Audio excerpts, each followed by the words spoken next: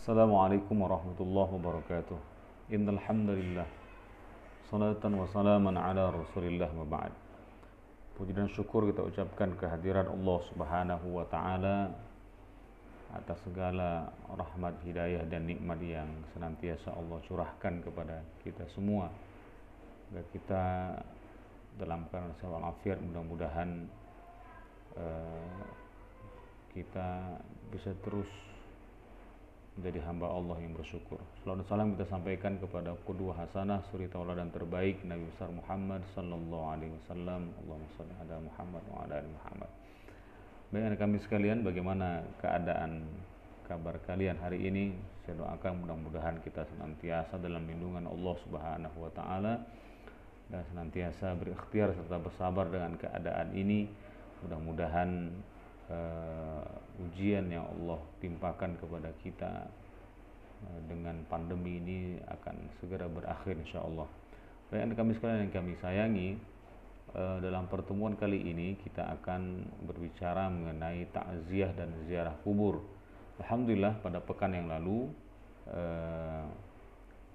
Pak Rajab Sianturi telah menjelaskan kepada anak kami berkaitan dengan fardu kifayah yang berkaitan dengan jenazah, mulai dari memandikannya, mengkafaninya, menyolatkannya, serta menguburkannya. Dan dalam kesempatan kali ini saya ingin melengkapi dari materi ini yang juga berkaitan dengan permasalahan dengan mayit, dan ini bagian dari kebiasaan masyarakat kita dalam kehidupan sehari-hari yang kita saksikan. Ada dua hal yang ingin saya sampaikan, yaitu yang pertama mengenai takziah dan yang kedua adalah ziarah kubur. Ya. Anak kami sekalian yang kami sayangi,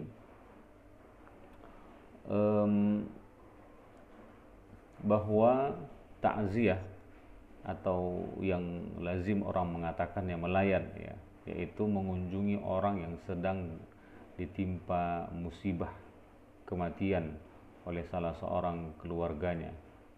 Nah, kemudian kita dianjurkan oleh Rasulullah SAW untuk bertakziah, mendatangi orang yang meninggal dunia itu tentu punya tujuan. Ya, secara umum bahwa orang yang sedang berduka itu butuh support, ya, butuh dukungan, butuh nasihat, butuh motivasi dari orang lain.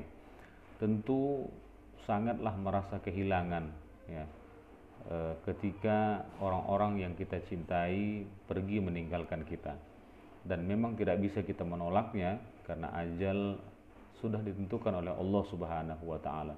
Cepat atau lambat seorang pasti akan menemuinya. Nah, anak kami yang kami sayangi, bahwa kemudian dalam bertakziah, ya, terkadang banyak di antara umat Islam yang tidak faham, ya. Dia hanya datang berkumpul di rumah duka, tapi kemudian adabnya, perilakunya justru tidak menunjukkan bahwa dia adalah orang yang sedang bertakziah. Maka perlu kita ketahui bagaimana sebenarnya adab atau etika dalam bertakziah.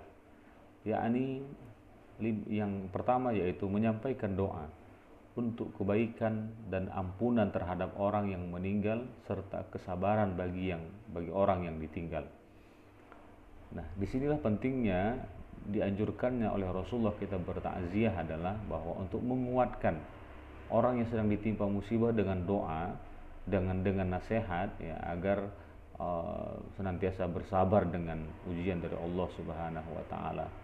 Ya, dengan berdoa kemudian itu akan menguatkan perasaannya dan menguatkan dirinya dalam menghadapi musibah itu. Yang kedua, hindarilah pembicaraan yang menambah sedih keluarga yang ditimpa musibah, terutama apalagi mengungkit-ungkit tentang keburukan si mayit. Walaupun memang dulu semasa hidupnya mungkin dia punya perilaku atau perangai yang buruk, tapi tidak sewajarnya dan tidak sepantasnya kemudian kita mengungkit-ungkit keburukan mayit itu, karena itu akan bisa menambah kesedihan keluarga yang ditinggalkan. Yang ketiga, hindarilah canda tawa apalagi sampai terbahak-bahak.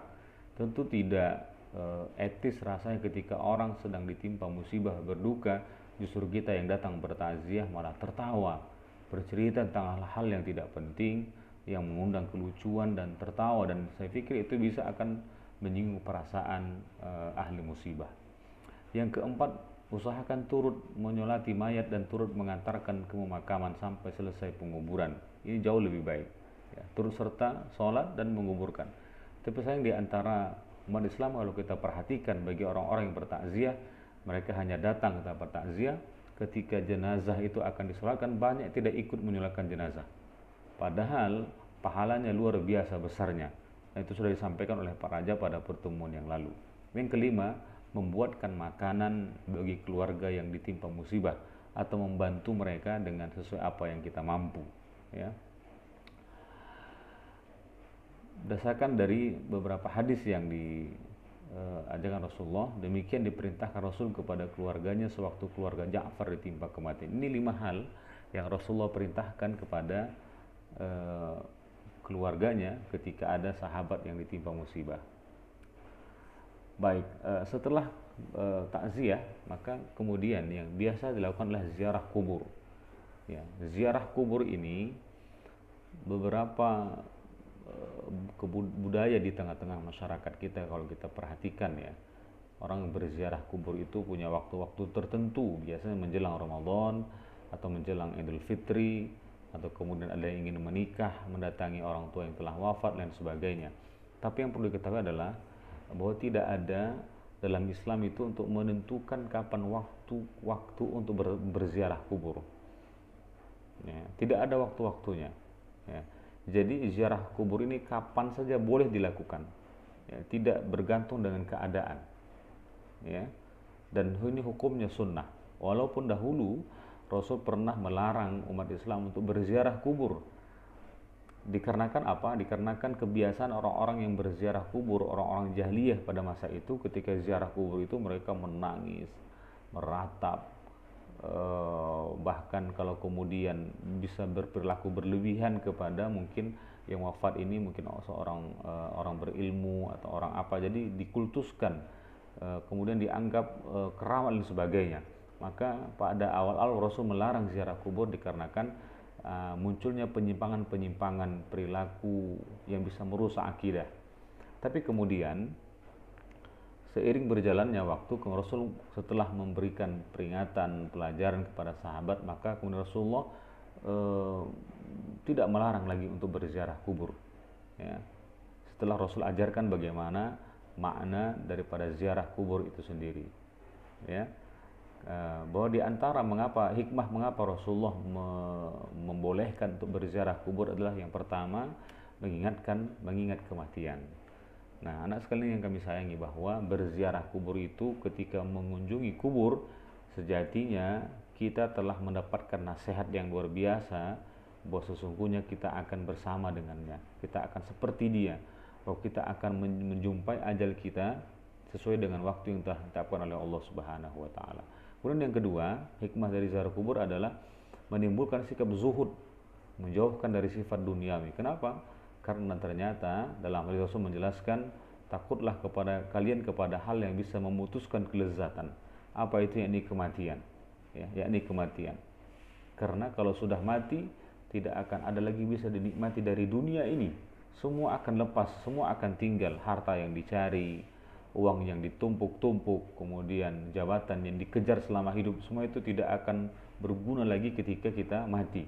Maka dengan berziarah kubur itu muncul sikap zuhud kita itu, yakni bersyukur dengan apa yang Allah berikan kepada kita, ya, dan meninggalkan cinta dunia yang berlebihan.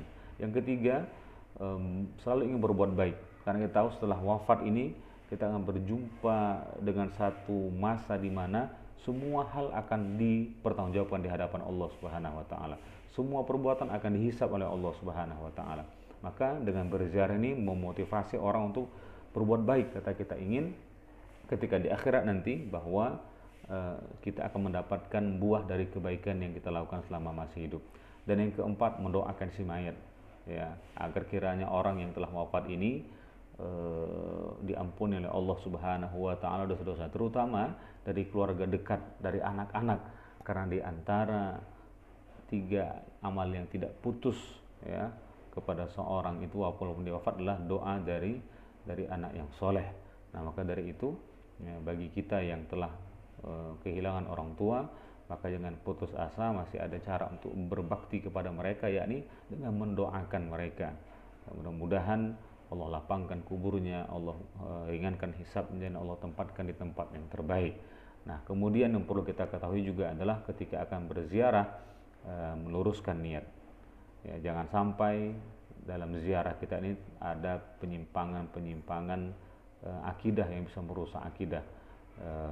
Misalnya mengkultuskan kubur, berdoa minta di kuburan dan sebagainya gitu ya, walaupun itu di kuburnya orang-orang soleh ya, menganggap kubur itu bisa memberikan sesuatu, bisa mengabulkan doa, itu sebuah pemahaman yang keliru dan menyimpang. Bahkan jangan sampai jatuh kepada kesyirikan, itu merupakan dosa besar. Kemudian jangan lupa ketika datang ke kubur, sampaikan salam kepada penghuni kubur. Di antaranya dalam hadis Rasul mengajarkan kepada kita, assalamualaikum ya ahlal kubur fa inna insyaallahu bikum lahiqun. Ya, kemudian ketika dikubur, di pemakaman itu tidak banyak berbicara mengenai urusan dunia ya, tinggalkan urusan dunia, karena ini berbicara mengenai alam barzah, kampung akhirat, maka lebih fokus kepada urusan-urusan akhirat. Ini diantaranya dengan banyak berdoa kepada Allah, mohon ampun kepada Allah ya, bertaubat kepada Allah Subhanahu wa taala. Maka mudah-mudahan dengan berziarah itu akan menyadarkan kita bahwa sekaya apapun seorang, setampan apapun seorang, bahwa semua akan ditinggalkan. Yang menemani kita hanya amal ketika di alam barzah. Maka dari itu dengan motivasi berziarah ini menimbulkan ghirah atau semangat untuk memperbanyak amal soleh ketika hidup, agar doa yang kita harapkan itu bahagia dunia akhirat, fid dunya hasanah wa fil akhirati hasanah, Allah berikan kepada kita. Aku qouli hadza, terima kasih segala perhatian, mudah-mudahan ini jadi manfaat buat kita semua. Wassalamualaikum warahmatullahi wabarakatuh.